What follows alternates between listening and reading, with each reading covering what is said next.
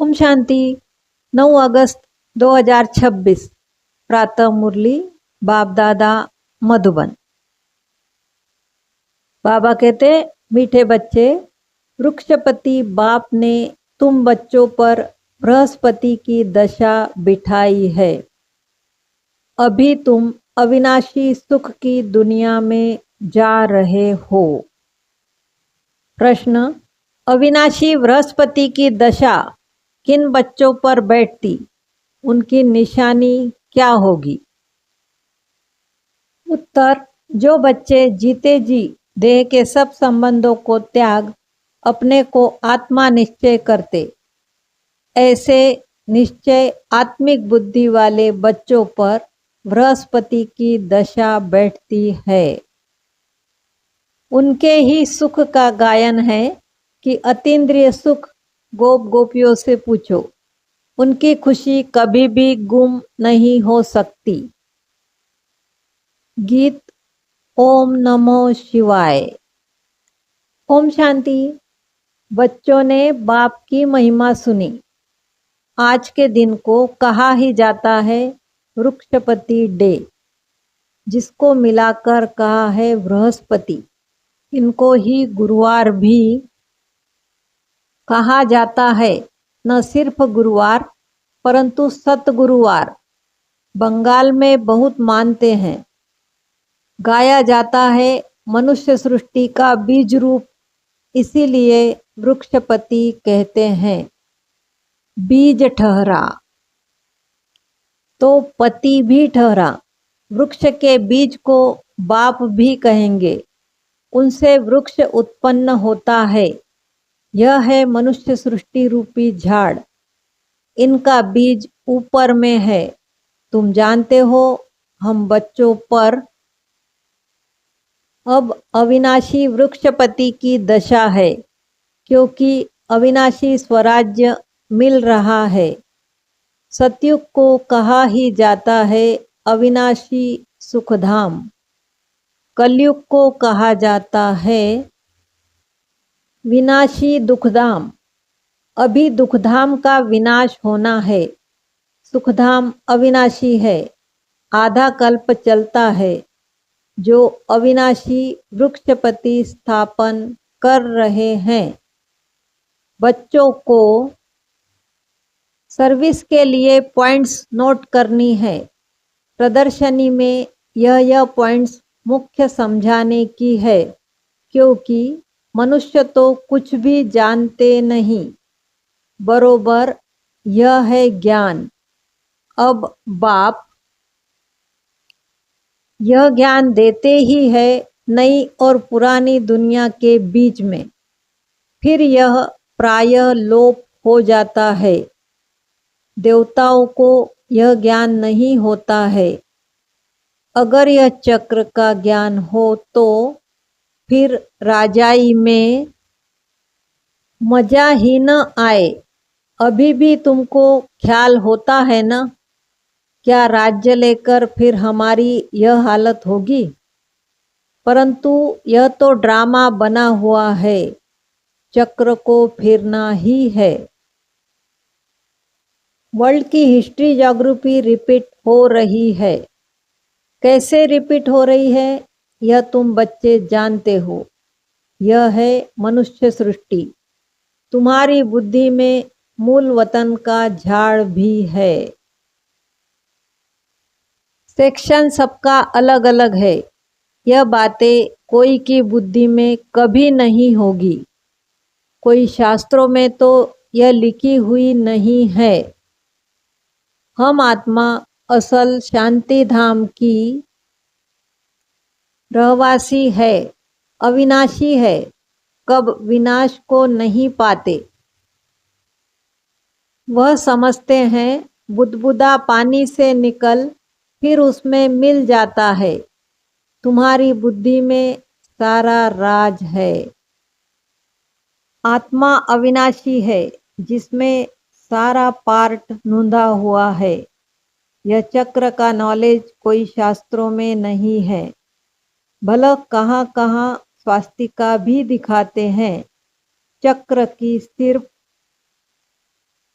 ऐसे ऐसे लकीर लगा देते हैं जिससे सिद्ध होता है अनेक धर्म थे। बाप ने समझाया है मुख्य धर्म और शास्त्र है 4। सत्युग त्रेता में तो कोई धर्म स्थापन होता नहीं, न वहाँ कोई धर्म शास्त्र होता है। यह सब द्वापर से शुरू होते हैं। फिर देखो कितनी वृद्धि होती है। अच्छा, गीता कब सुनाई गई? बाप कहते हैं मैं कल्प के संगम युगे ही आता हूँ। उन्होंने फिर कल्प अक्षर निकाल सिर्फ संगम युगे युगे लिख दिया है। वास्तव में संगम युगे और कोई धर्म स्थापन नहीं करते हैं। ऐसे नहीं कि त्रेता के अंत, द्वापर के आदि के संगम पर इस्लामी धर्म स्थापन हुआ। नहीं, कहेंगे द्वापर में स्थापन हुआ। यह संगम का सुहावना समय है जिसको कुंभ कहते हैं। कुंभ संगम को कहा जाता है। यह है आत्माएं और परमात्मा के मिलन का संगम। यह रूहानी मेला संगम पर ही होता है। उन्होंने पानी की गंगा का नाम बाला कर दिया है। ज्ञान सागर पतित पावन को जानते ही नहीं। उसने कैसे पतित दुनिया को पावन बनाया, कोई शास्त्रों में है नहीं। अब तुम बच्चों को बाप कहते हैं माँ में कम याद करो, देह के सब धर्म त्यागो। किसको कहते हैं? आत्माओं को। इसको कहा जाता है जीते जी मरना। मनुष्य शरीर छोड़ते हैं तो देह के सब संबंध छूट जाते हैं। बाप कहते हैं जो भी देह के संबंध है वह सब छोड़ अपने को आत्मा निश्चय करो। निश्चय आत्मिक बुद्धि बनो। जितना जास्ती याद करेंगे तो बृहस्पति की दशा होगी। जांच करो हम शिव बाबा को कितना याद करते हैं। याद से ही कट निकलती जाएगी और तुमको खुशी होगी। तुम महसूस कर सकते हो हम आत्मा कितना बाप को याद करते हैं। अगर कम याद करेंगे तो कट भी कम निकलेगी, खुशी भी कम रहेगी, पद भी कम पाएंगे। आत्मा ही सतो रजो तमो बनती है। इस समय का ही गायन है गोप गोपियों के अतीन्द्रिय सुख का। और कुछ भी याद नहीं पड़ता है सिवाय बाप के। तब ही खुशी का पारा चढ़ेगा। हमारे ऊपर बृहस्पति की दशा अथवा सतगुरु की दशा है। फिर कभी खुशी गुम हो जाती है तो कहते हैं बृहस्पति की दशा बदल राहु की बैठी है। कोई बहुत साहूकार होते हैं, कोई सट्टा लगाया यह देवाला निकला। भारत में ही जब ग्रहण लगता है तो कहते हैं दे दान तो छूटे ग्रहण। तुम्हारा देवी देवता धर्म भी 16 कला संपूर्ण था। उनको ग्रहण लगा हुआ है। राहु की दशा बैठती है। इसीलिए देवताओं के आगे जाकर गाते हैं आप सर्वगुण संपन्न, हम पापी कपटी हैं। अभी तुम समझते हो राहु का ग्रहण लगने से सब काले बन गए हैं। चंद्रमा की पिछाड़ी में लकीर जाकर रहती है। बाप भी समझाते हैं, तुम देवी देवताओं के भी चित्र है। गीता ही आदि सनातन देवी देवता धर्म का शास्त्र है, परंतु यह अपने धर्म को नहीं जानते हैं। रिलीजियस हेड्स की कॉन्फ्रेंस करते हैं, तुम वहां भी समझा सकते हो। ईश्वर सर्वव्यापी तो है नहीं, वह तो बेहद का बाप है। बच्चों को आकर वर्षा देते हैं। साधु संत आदि को तो वर्षा मिलता नहीं, तो मानेंगे कैसे? तुम बच्चों को ही वर्षा मिलता है। मुख्य बात है ही यह सिद्ध करने की कि ईश्वर सर्वव्यापी नहीं है। शिव जयंती होती है। शिव जयंती कहो अथवा रुद्र जयंती कहो। रुद्र यह ज्ञान यज्ञ रचते हैं, है तो शिव।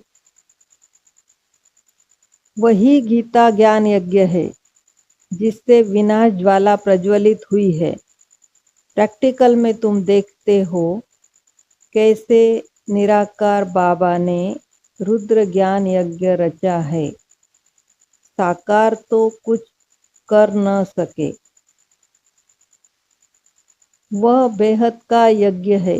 इसमें सारी पुरानी दुनिया स्वाहा होनी है। बाकी तो यह सब है जिस्मानी यज्ञ। कितना रात दिन का फर्क है। बाप कहते हैं यह रुद्र ज्ञान यज्ञ है। विनाश भी होना है। तुम जब पास हो जाएंगे, पूरा योगी और ज्ञानी बन जाएंगे, तो फिर तुम्हारे लिए नई दुनिया स्वर्ग चाहिए। नरक का जरूर विनाश चाहिए। राजस्व अश्वमेध अक्षर भी ठीक है। घोड़े को स्वाहा करते हैं। वास्तव में है तुम्हारा यह रथ। एक दक्ष प्रजापति का भी यज्ञ रचते हैं। उनकी भी कहानी है। अब तुम बच्चों को कितनी खुशी होनी चाहिए। हमको वृक्षपति बाप पढ़ा रहे हैं। हमारे ऊपर अब बृहस्पति की दशा है। हमारी अवस्था बहुत अच्छी है। फिर चलते चलते लिखते हैं, बाबा हम तो मूंझ गए हैं। पहले हम बहुत खुशी में थे, अब पता नहीं क्या हुआ है। यहाँ आकर बाप का बनना बड़ी यात्रा है। वहाँ तीर्थ यात्राओं पर जाते हैं तो कितने पैसे खर्च करते हैं। अब यहाँ तो दान करने की बात नहीं। इनमें कुछ भी पैसा खर्च नहीं करना है।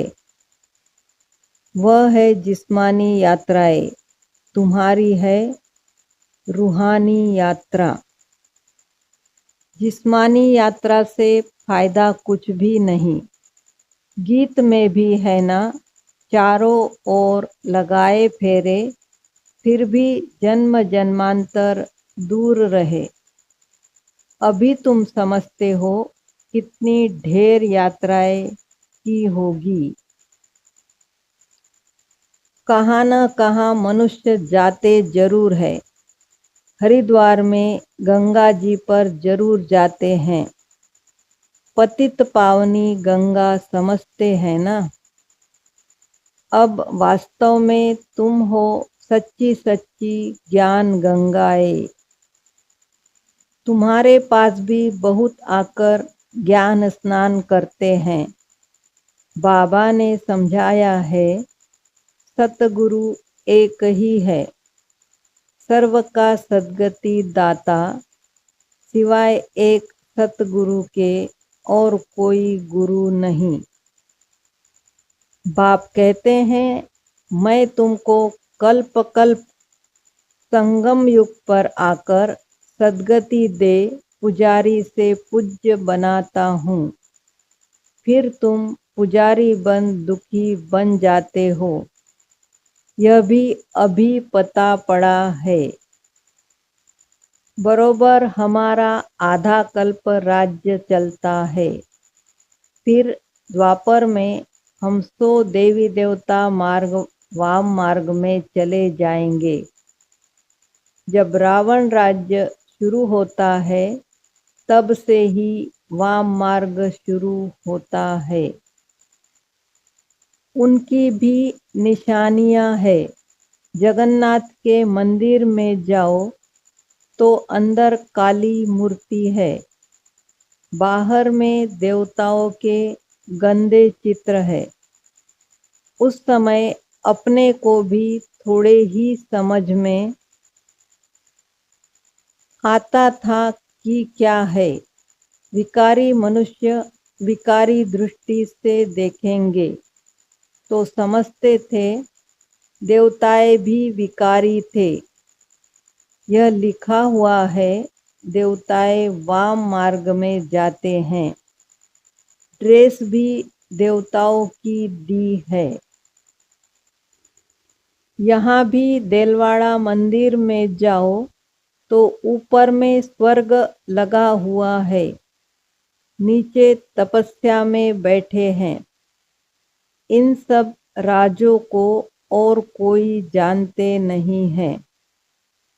बाबा का तो अनुभवी रथ है ना। तुम बच्चे अब समझ रहे हो, आत्माएं और परमात्मा अलग रहे बहुकाल। तुम जो पहले अलग हुए, फिर तुम ही आकर पहले मिलते हो। सतयुग का फर्स्ट प्रिंस है श्री कृष्ण। श्री कृष्ण का बाप भी तो होगा ना। श्री कृष्ण के माँ बाप का इतना कुछ दिखाते नहीं हैं। सिर्फ दिखाते हैं माथे पर रखकर नदी से उस पार ले गया। राजाई आदि कुछ नहीं दिखाई है। उनके बाप की महिमा क्यों नहीं है? अभी तुम जानते हो। इस समय श्री कृष्ण की आत्मा ने अच्छी रीति पढ़ाई पढ़ी है, जिस कारण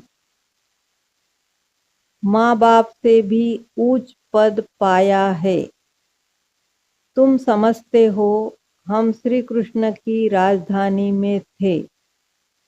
स्वर्ग में तो थे ना। फिर हम चंद्रवंशी बने। अब फिर सूर्यवंशी बनने के लिए श्रीमत पर चल पावन बन पावन दुनिया के मालिक बनेंगे। हर एक अपनी अवस्था को देख सकते हो। अगर हम इस समय शरीर छोड़ दे तो किस गति को पाएंगे? हर एक समझ सकते हैं। जितना बाप को याद करेंगे उतने विकर्म विनाश होंगे। मनुष्य के ऊपर कोई आफतें व दुख आता है व देवाला निकालते हैं तो साधुओं का जाकर संग करते हैं। फिर मनुष्य समझते यह तो भगत आदमी है, ठगी थोड़े ही करेंगे। ऐसे ऐसे भी 2-4 वर्ष में बहुत धनवान हो जाते हैं। उन्हों के बहुत छिपे हुए पैसे होते हैं। हर एक अपनी बुद्धि से समझ सकते हैं। तुम्हारे में भी बहुत है, जो बहुत कम याद करते हैं। इसीलिए बाबा कहते हैं अपना कल्याण चाहते हो तो अपने पास नोटबुक रखो, चार्ट नोट करो, हम सारे दिन में कितना समय याद में रहे। मनुष्य तो सारी जीवन की भी हिस्ट्री लिखते हैं, तुमको तो सिर्फ याद का चार्ट लिखना है, अपनी ही उन्नति है। बाबा को याद नहीं करेंगे तो उच्च पद पा नहीं सकेंगे। विकर्म विनाश ही नहीं होंगे तो उच्च पद कैसे पाएंगे। फिर सजाए खानी पड़ेगी, मोचरा जो नहीं खाएंगे तो पद अच्छा मिलेगा। मोचरा खाकर फिर कुछ थोड़ा बहुत पद पाना वह क्या काम का। धर्मराज का मोचरा न खाए, बेइज्जती न हो, यह पुरुषार्थ करना है। तुम देखते हो शिव बाबा बैठा रहता है, फिर धर्मराज भी है, तुमको सब साक्षात्कार कराते हैं। तुमने यह किया था, याद है, अब खाओ सजा। फिर उसी समय सजाए उतनी ही खाते हैं जितनी जन्म जन्मांतर खाते हैं। पिछाड़ी में थोड़ा रोटी टुक्कड़ मिला, उससे क्या फायदा। मोचरा तो नहीं खाना चाहिए। अपनी अवस्था की जांच करनी है, जैसे पोतामेल निकालते हैं, कोई 6 मास का, कोई 12 मास का, कोई तो रोज का भी निकालते हैं। बाप कहते हैं तुम भी व्यापारी हो। कोई विरला व्यापारी बेहद के बाप से व्यापार करे। धन नहीं तो तन मन तो है ना। उनको सर्राफ भी कहते हैं। मट्टा सट्टा करते हैं ना। तुम तन मन धन देते हो, रिटर्न में 21 जन्म के लिए कितना वर्षा पाते हो। बाबा हम आपका हूँ, ऐसी युक्ति बताओ जो हमारी आत्मा